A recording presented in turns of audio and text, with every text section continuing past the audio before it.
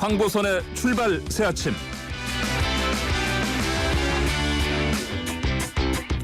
네, 황보선의 출발 새 아침 3부 시작하겠습니다. 유튜브로 마라도나 86님께서 싸울 걸 가지고 싸우십시오. 유치합니다. 이게 왜 뉴스거리입니까? 라고 했는데요. 정치권에서 이 말 귀 기울여 들으시기 바랍니다. 자, 만관유 준비되어 있습니다. 예, 이현웅 아나운서 나와 계시나요? 안녕하십니까? 예, 안녕하십니까. 이현웅입니다. 네, 자, 많은 관심을 받고 있는 뉴스들 살펴보는 시간인데 첫 번째 소식, 코로나 관련 소식인가요? 예, 맞습니다. 일단 코로나 확진자가 또 다시 늘었습니다. 네. 어제 오후 9시까지 집계된 신규 확진자가 1995명, 그러니까 2,000명에서 5명 못 미친 숫자로 발표가 됐는데요.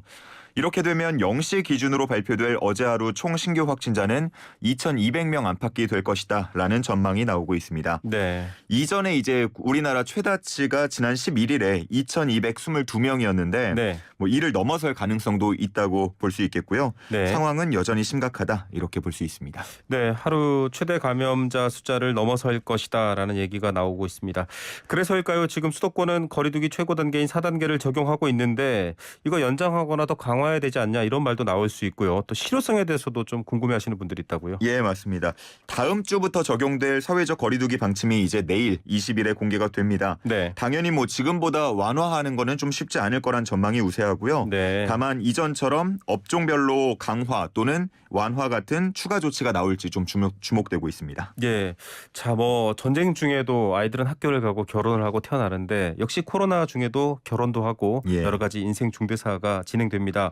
신혼부부들의 고민이 많을 것 같아요. 지금 하객 딱 49명까지만 모실 수 있네요. 맞습니다. 이것도 조금 완화된 거예요. 사실 기존에는 4단계에서 친족 49명만 가능했었는데 네. 반발이 워낙 커지다 보니까 현재는 친족과는 관계없이 이제 하객 49명까지 입장이 가능합니다. 네. 하지만 뭐 결혼식을 치르는 입장에서 보자면 여전히 좀 적은 숫자라고 할 수 있겠죠. 네. 그래서 결혼해서 죄송합니다. 이른바 이제 결송합니다라는 말까지 좀 생겨났다고 합니다. 네. 그래서 여성가족부가 인원 제한을 좀 완화해달라. 다른 그런 업종이라던가 뭐 공연업계 뭐 등등과 비교해서 좀 너무 이제 숫자가 적다 이런 의견을 더해서 완화해달라는 취지의 공문을 보낸 걸로 알려졌는데요. 네. 중수부는 완화는 좀 어렵다라는 인터뷰를 했습니다. 예, 뭐 죄송할 일이 아니고 정말 박수 받아야 될 일인데 안타깝습니다. 자, 그런데 이런 배경 중에 하나가 지금 델타 변이의 확산세가 너무 강하기 때문이다 이런 분석이 나오네요. 맞습니다. 지금 뭐 델타 변이의 강한 전파력 때문에 뭐 백신도 좀 무효화 효과를 제대로 발휘하고 있지 않다, 못하다 네. 뭐 이런 반응도 나오고 있지 않습니까? 그렇죠. 근데 이런 상황에서요. 일본이나 필리핀 같은 인접국에서 람다 변이 확진자가 나왔습니다. 아, 네. 그러면서 방역 당국도 이를 좀 예의주시하고 있는 상황인데 네. 아직 이 람다 변이에 대한 뭐 조사나 분석이 완벽하게 끝난 건 아니지만 그렇죠. 백신을 무력화할 수 있다라는 일부 조사가 나오기도 했어요. 네. 그런 만큼 유입을 초기에 차단해야 한다 이런 지금 얘기 나오고 있고요. 네. 그를 위해서 이제 람다 변이 발생국에 대한 격리 면제 제외 조치도 검토하고 있는 것으로 알려졌습니다. 예, 이게 사실은 남미권에서 시작됐고 치사율이 좀 높다라는 걸로 많은 관심을 받았던 예. 변이인데 백신 접종도 지금 만 18세에서 49세까지 진행하고 있는데 60% 정도다라고 맞아요. 하면서 그나마 그래도 백신에 기대를 걸고 있지만 그것조차 무력화된다면 참 걱정일 것 같습니다. 맞습니다. 자, 다음 소식 전해주시죠. 예, 두 번째는 일본에서 신상 공개된 한국인입니다. 네. 이게 어떤 내용이냐면요. 최근 도쿄 신주쿠의 한 학원에서 네. 학생을 성추행한 혐의로 한국인 한 강사가 경찰에 붙잡혔습니다. 네. 일본 언론에 따르면 이제 26살 황 씨로 밝혀졌는데 네. 지난달 15일에 개인 교습 중이던 10대 여자 고등학생의 신체를 만진 혐의를 받고 있습니다. 네. 이 피해 학생이 학원을 그만두고 부모에게 피해 사실을 말하면서 혐의가 드러났고요. 네. 결국은 경찰에 붙잡혀서 조사를 받게 된 겁니다. 예, 참 부끄러운 일입니다. 맞습니다. 그런데 자, 신상정보 심의를 통해서 우리나라도 강력범죄 공개하는데 일본은 우리보다 좀 더 잘 공개한다 이런 여론 반응들도 있었어요. 맞습니다. 우리나라 같은 경우는 특정 강력범죄라던가 성범죄에 대해서 이제 신상정보를 심의 후에 공개하게 되는데 네. 일본은 우리보다 좀 공개 범위가 넓다고 보면 될 것 같습니다. 네. 성범죄뿐 아니라 일반 범죄를 보도할 때에도 실명 보도를 원칙으로 하고 있어서 이번에 역시 황 씨의 신상이 그대로 언론에 공개가 된 건데 네. 황 씨 같은 경우는 경우는 이제 경찰 조사에서 변호사와 상의 후에 답하겠다면서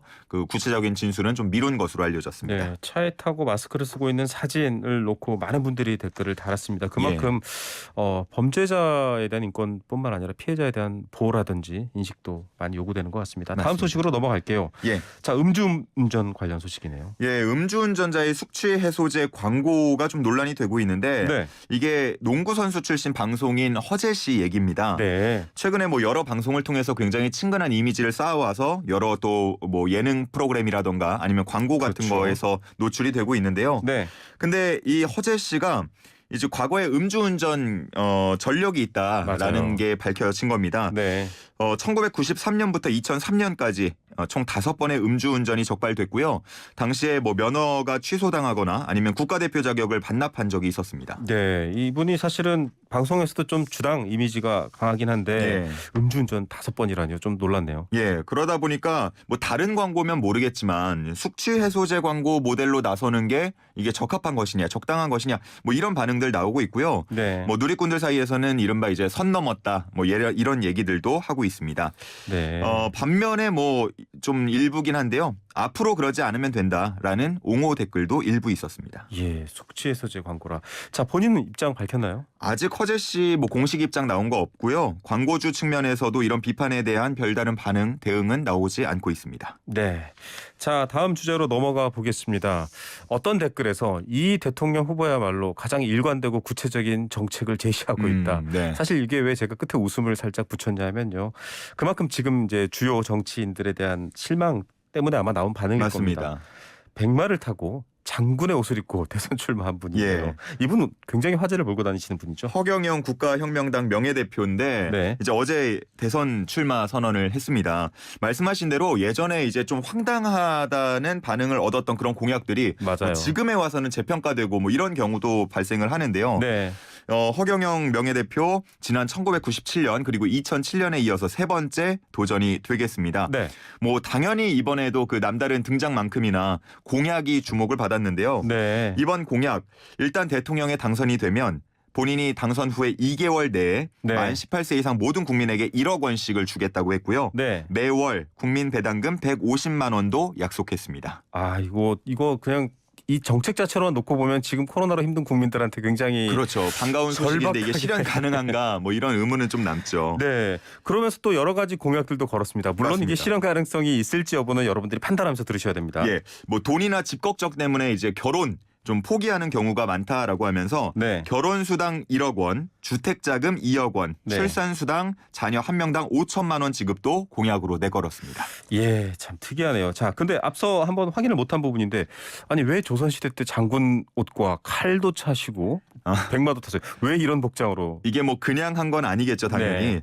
나름의 좀 의미가 있는데요. 외구의 침략에 맞서 싸우던 선조들의 넋과 또 국민 개혁의 결의를 다지는 취지였다라고 밝혔습니다. 예, 참 강렬한 인상이었습니다. 어쨌든 이분도 지금 주요 여야 정치권 후보들과는 좀 거리가 있는 상황인데 안철수 대표에게 단일화 경선을 제안했다고요. 네, 맞습니다.